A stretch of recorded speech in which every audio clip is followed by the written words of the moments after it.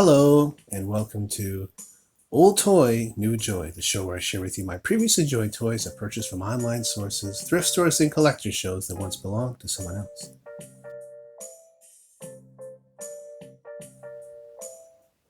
Today I thought it'd be fun to go back in time and do that by looking at this 1974 fall and winter Sears catalog I picked up at a thrift store for a couple of bucks. And you may be thinking, catalog? How did you even find this? Don't people throw those out? And why were we even looking at a catalog? Or what's a catalog, depending on how old you are? Back in the day, department stores such as Sears had to send out catalogs like this every season or two to promote their products and their ever-changing changes in fashion and style and such, because there was no online, there was no internet. This was the only way to do it. Not eco-friendly, because these things are hundreds of pages long, but they gave the consumer a good idea of what was out there, and you could order it through mail order, or you could just go down to the store and find it.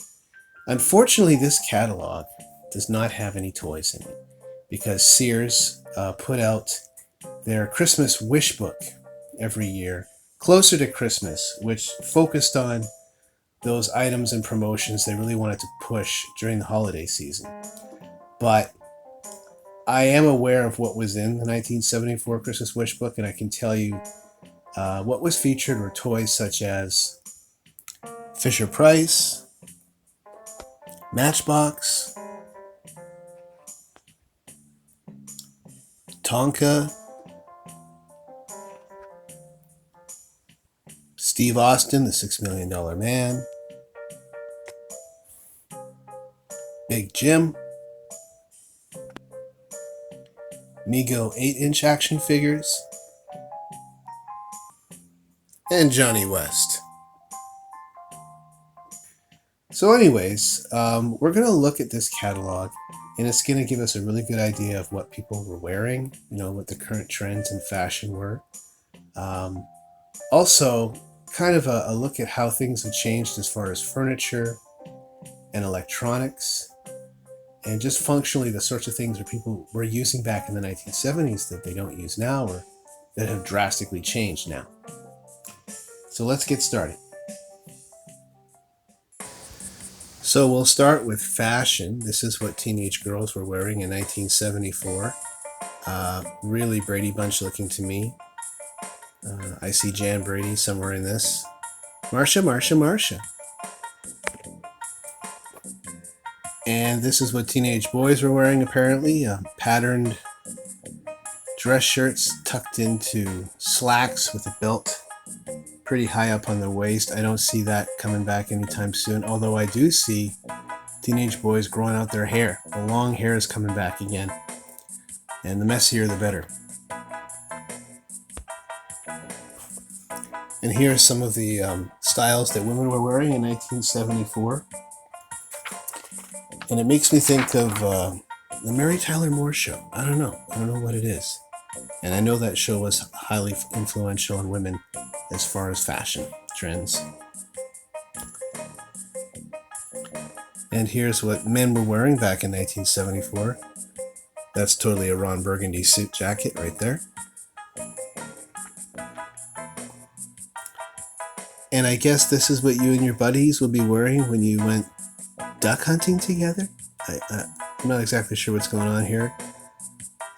I think these go underneath their clothes. I hope they do. Otherwise, it's sort of a futuristic spacesuit look. And they're really focused intently on that decoy duck. Sort of a weird picture. And speaking of hunting, back in 1974, you could go to the Sears catalog and pick up a $50 Winchester rifle, apparently. Also sort of strange.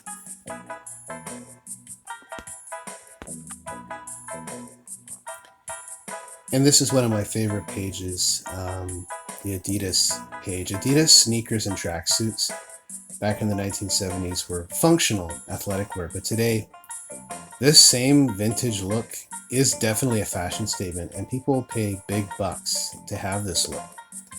Adidas gained commercial success in the mid-'80s with endorsements from celebrities such as Run DMC. And I myself prefer the Adidas brand to Nike, for example, because I like the three-stripe look better than the swoosh. And fun fact, the model in this picture, man, that's Canadian actor Art Hingle, who was actually in Porky's. He played the good sheriff, not the bad sheriff played by Alex Karras, the former NFL football player. And then he went on to be in successful shows such as ENG in the 1990s. So he's in a lot of pictures throughout this catalog because in the early 70s, he was a model. And of course, back in 1974, there were no cell phones, let alone smartphones. So if you wanted to take pictures, you would need to get one of these $200 cameras. And if you wanted to video record anything, you would need one of these $200 movie cameras.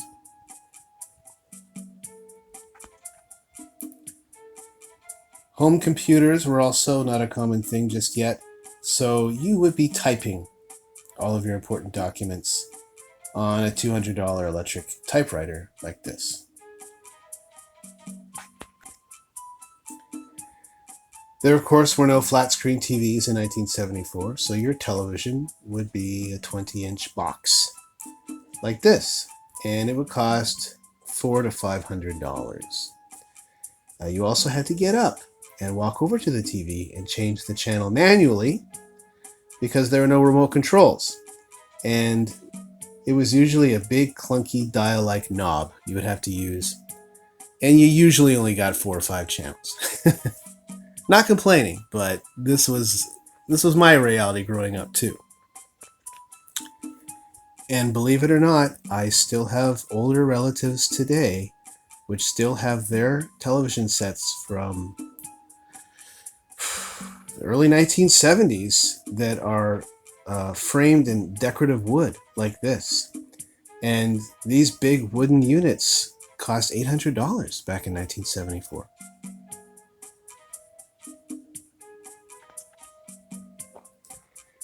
There were no iPods or Alexis or Google Play or even Bose sound systems back in 1974, of course. So if you wanted to listen to music, you played records or 8-track tapes on an entertainment system not unlike this. And you needed a $200 record player and a $300 8-track stereo and a stand and the speakers and everything, and it took up half your wall.